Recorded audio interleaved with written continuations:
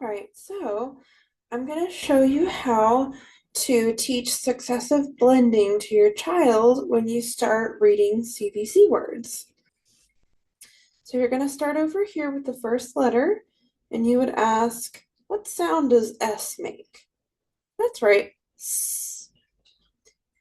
Okay, second letter, what sound does A make? Ah. Good. Now you wouldn't want to go on to the third letter. You might cover that one up and then have them blend the first two sounds.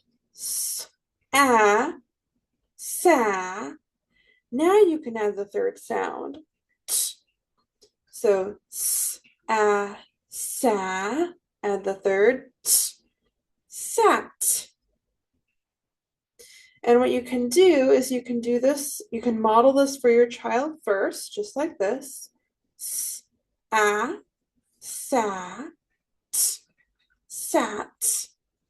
Then you can both do it together. S, a, sa, t, sat. And then you can have your child do it all by themselves. And you could point as they say each sound and then blend just like that.